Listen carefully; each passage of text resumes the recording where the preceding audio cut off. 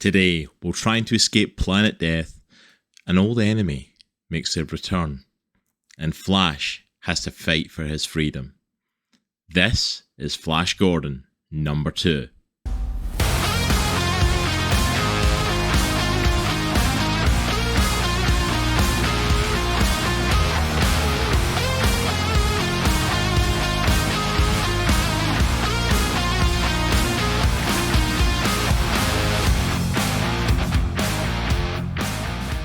Hello there, Comic Clan, and welcome to Comics on the Cross, the greatest YouTubers you've never heard of.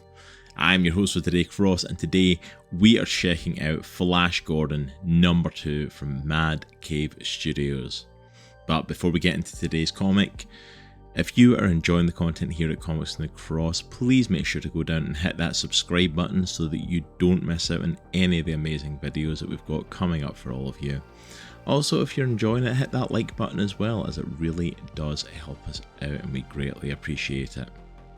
If you've missed any of our previous Flash Gordon content from the previous issue of this series, as well as all the other Flash Gordon series that we have covered so far on the channel, make sure to go and hit that box up in the corner right there, and that will take you to our Flash Gordon playlist so that you can get all caught up. But for now, let's dive into today's issue. Flash Gordon number 2 is written by Jeremy Adams, with artwork from Will Conrad. Colouring is done by Loughridge and lettering from Taylor Esposito. Our issue begins with a bit of a flashback. We join a young Flash Gordon sitting outside of what appears to be his family's home. He's really upset and trying to just kind of console himself, and his father comes out and joins him. He tells his dad that some of the kids at school have been bullying him, and even when he tried to stand up to them and tell them to stop, they continued to push him and to call him names. His dad tells him that even if you're doing the right thing, sometimes people will treat you as if you're doing the wrong thing, but you can't change someone else's mind. What is important is you won't regret standing for what is right, so don't ever give up doing the right thing. Back in the present, Flash and his new comrade Darrenek are still attempting to escape the prison on planet Death. They seem to have run into a little bit of trouble though, as there is a creature now chasing them that appears to live in these lower levels of the prison. While they're running, Flash manages to find a length of rope and decides to try and pull off a pretty risky and pretty insane plan, as he leaps over the creature as it is charging at them and manages to land on its back while catching the length of rope through its mouth. From here, he seems to quickly be able to break in the beast, at least enough for them to be able to use it as transport. Darrenek is shocked and says that Flash truly is as insane as the stories he has heard about him. And he asks Flash how he was able to tame the beast so easily. Flash tells him that, like men, creatures like this respond to strength. After journeying for some time, the duo find a walkway that comes off of the main path that they're taking and hear a noise coming from that direction. Darrenek swears that it's the sound of water, some sort of sewage way, some sort of waterway perhaps. Flash isn't so sure about it, but nonetheless they decide to take the pathway in hopes of finding a way out of the prison.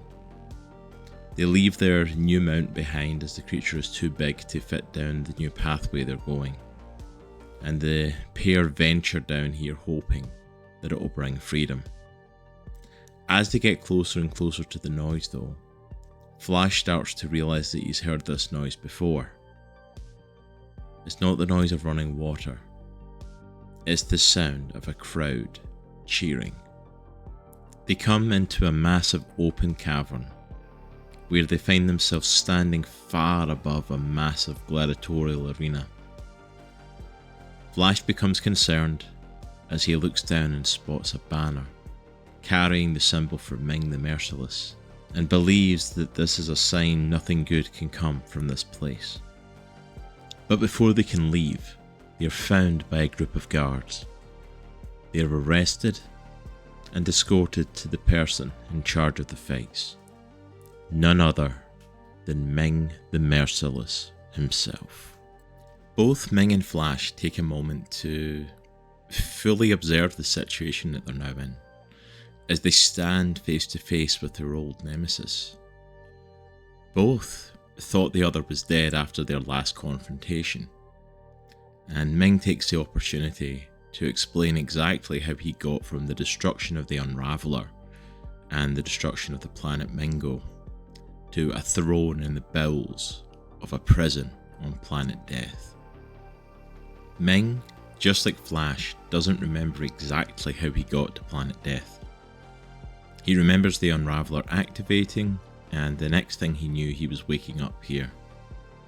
But unlike his old nemesis, Ming didn't accept his fate and the penance that Flash took on, but rather saw this as an opportunity. Ming began to make deals and promises with the other inmates for what he could give them inside the prison and what he would do once he was released. In return, they became his servants and his fighters. Ming tells Flash that right in this moment he could cut his throat if he wanted to, and no one would bat an eyelid. Flash, however, calls out Ming on this and says, "Well, you haven't done that, so clearly you want something or need me for something." That's when Ming presents it to Flash, an opportunity that is before them. He tells Flash that these fights in this arena have caught the attention of the Warden, and the Warden, if a fight is of good enough quality or big enough fighter is hyped up, he will venture all the way down to these lower levels to watch the fights in person. The Warden also has an undefeated warrior that competes in the arena. Ming believes that this warrior versus Flash would be enough of a fight to get the Warden's attention and bring him down here. Once he's down, then Ming is going to make a wager with him that if Flash can defeat this warrior that has never been beaten, that both he and Ming are set free. Flash, obviously being skeptical at this, asks why Ming thinks that he has a chance when all his other men have never beaten this warrior. Ming acknowledges that Flash has an ability to pull victories from the jaws of utter defeat, that he is an anomaly, and them knowing this is their advantage. The next day, Flash prepares and gears himself up ready for the fight ahead. While he's doing this, Ming goes to meet with the Warden as he arrives on the lower levels and escorts him to the arena. As they are taking their seats, the two of them begin to talk with one another. The Warden very intrigued by the fighter that Ming has got prepared, and the fact that he's so confident that he'll be able to take down the Warden's undefeated fighter. He also has an inkling that Ming is looking for something, and Ming presents his wager to the Warden, saying that if his fighter wins, then he would get his freedom. The Warden obviously inquires, saying, "I assume you want your fighter to get his freedom also?" Which Ming responds and says, "Why would you think that?" "No, I'm just looking for my freedom. If my fighter defeats yours, by all means keep him here and utilize him in future fights for your own entertainment." Flash is ready to enter the arena and begins to mentally prepare himself for the battle that is ahead. He believes that Ming's offer isn't on the up and up, and that Ming is likely to betray him somehow. But he has to put that out of his mind and focus. Focus on the fight ahead if he has any chance of winning. He tries to calm himself while listening to the crowd by telling himself that it's no different than when he used to walk onto the field for a football game. He gets himself ready, the gate opens, and he begins to walk out. As the issue comes to a close, Flash stands in the arena, axe in hand, face to face with a creature from an alien world. no idea that he is battling solely for the freedom of Ming the Merciless, and not for his own. Overall, I thoroughly enjoyed this second issue. This was not where I thought this was going to go. I'll be honest, I didn't expect Ming the Merciless to return, at least not this early on. I felt like we were going to go in a completely different direction in Flash Gordon. I felt like the whole death of Ming at the end of the Zero issue, the way we set up issue 1, the fact of it's a new world, Mongo's gone. We've seen Dale sitting on a throne of Mingo. We've seen Flash Gordon basically giving up and just letting himself be left to this life of imprisonment until he found out she was in danger. And that if we were building towards any sort of big bad, that it'd be whoever was after Dale, and we would start to build up some other villains from the Flash Gordon mythos. I didn't think we would see Ming back, if at all, that we would see him back somewhere down the line. So the fact that all of a sudden he's on Planet Death as well, it threw me a little because I wasn't expecting it, but it's also very much intrigued me, because it means whoever put Flash here likely put Ming here as well. It means that both of them have no idea how they got off of Planet Mongo and weren't killed. Both of them are believed to be dead across the universe, except for the people in the prison that have seen them. So who is behind this? Who is doing this? And although Ming is already kind of betraying Flash here, I wonder if going forward if we'll see a little bit of a team up for them once whoever this person behind their capture and imprisonment reveals themselves. But I'm very intrigued by this. Obviously Flash is going to get out of the prison and he's going to go after Dale to make sure that she's safe, but I'm intrigued how this is going to work out now, because Ming is bartering for his own freedom, and is Flash just going to have to fight his way out himself? Is he going to somehow turn on Ming, make the Warden turn on him? I really don't know where this is going to go. And I thought the second issue, the first couple of issues out the road, I thought by the end of this one we were going to be probably off of Planet Death and heading towards Dale, and her assassination prevention was going to be the whole first story arc, where it actually looks like the whole first story arc at this point could literally be getting off of Planet Death.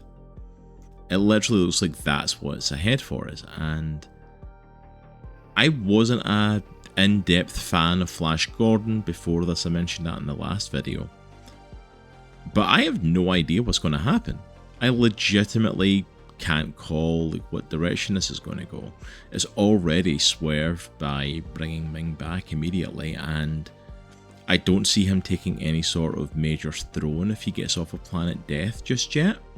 So I'm hoping this means his freedom, and I actually would like Ming to disappear for a little bit, because I want to see I was very intrigued by a story of no Ming the Merciless, no Planet Mongo. Almost like this was a world set after all the Flash Gordon stuff we already knew. And I really hope it doesn't subvert that in a way of Ming the Merciless just coming back, taking power, and he takes over Mingo and basically creates a new Mongo. And because if we go that direction, it really becomes a case of why bother changing all of it in the first place just to go back to the status quo. Status quo? Status quo even. What am I on about? Status quo.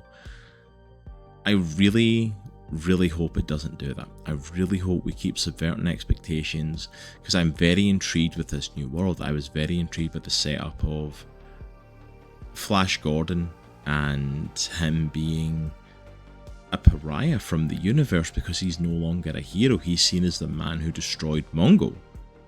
Even Ming isn't seen like that. He's seen as the one who done that, and I think that was the hard thing. I don't know if they're trying to go with a perspective for it, for deep down he's still a hero and he's still trying to prove that.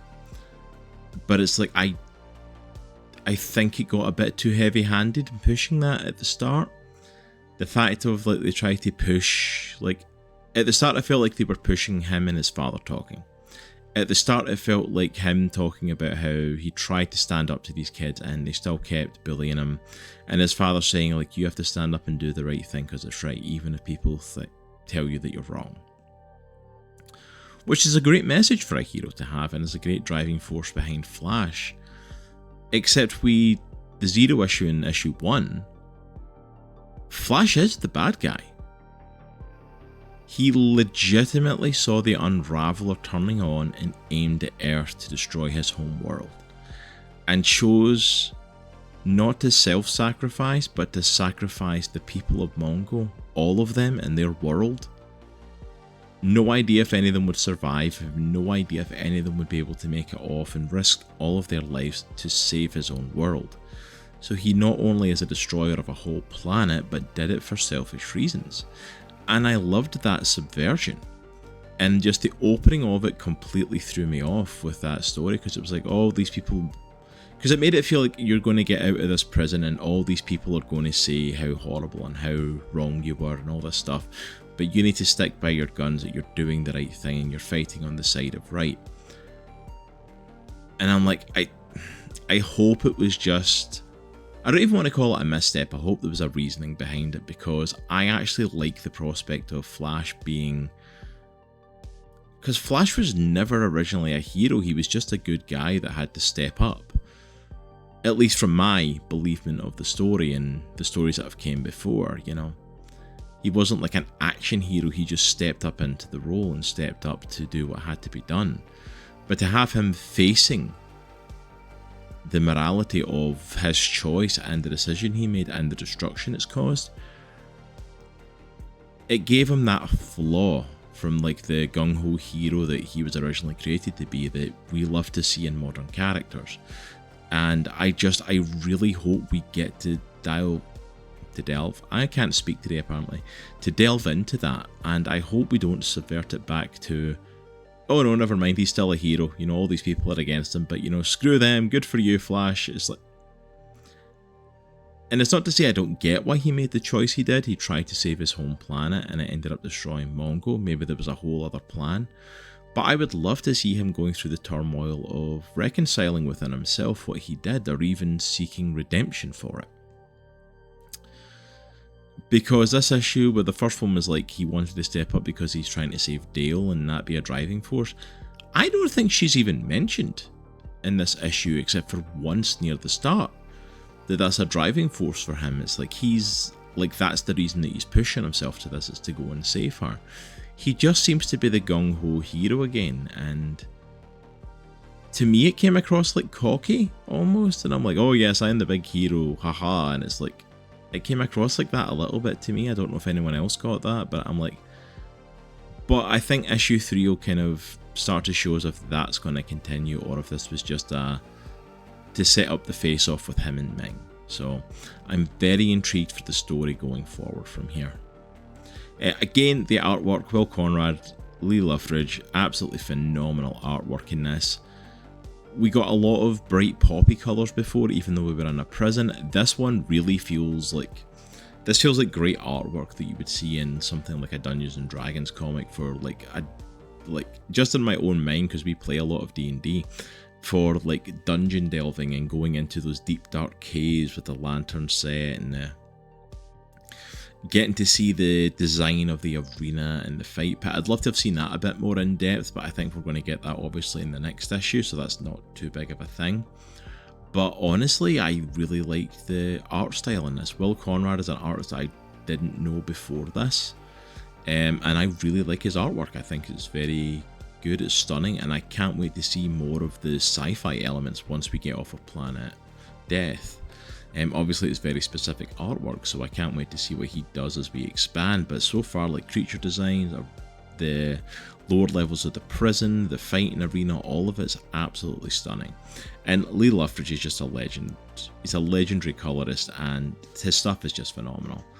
I mean, just even the, like, look, you're looking here right to the side of me, I believe, you know, his coloring is on that front cover for Flash Gordon #2, and it's absolutely stunning.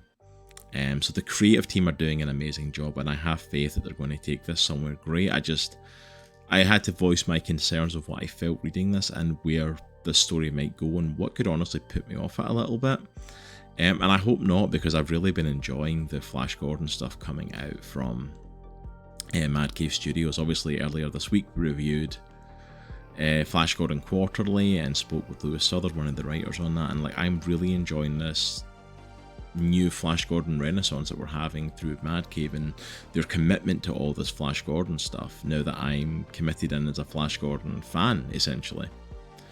But overall, I think if you're enjoying that sci-fi thing, if you enjoyed the first issue, I don't think this one will put you off. I don't think this one will be a problem. I think it's just, it depends where the story goes from here, but obviously we'll need to pick it up and see what happens. But I would highly recommend picking up this book and checking it out. I've been enjoying the Flash Gordon stuff. Overall, the story for what it is as well, apart from my little niggles on it, like it's a really enjoyable story. And I can't wait to see issue 3. But I think that's it for me for today. Thank you so much for checking it out, and remember to check out the other reviews if you missed them earlier. Also, if you want to get early access to all of our content, we do have a Patreon if you want to help support us. Just $2 a month, you can get early access to our videos, early access to our interviews, our Indie Comic Book Club, as well as early access to videos from our other channels and a whole bunch of exclusive content for Patreon members over there and behind the scenes. Look at everything that's going on in Comics in the Cross. But I hope you all have an absolutely amazing day, and we will see you all next time. Remember, it's a good week to be a geek. I'll see you later. Peace.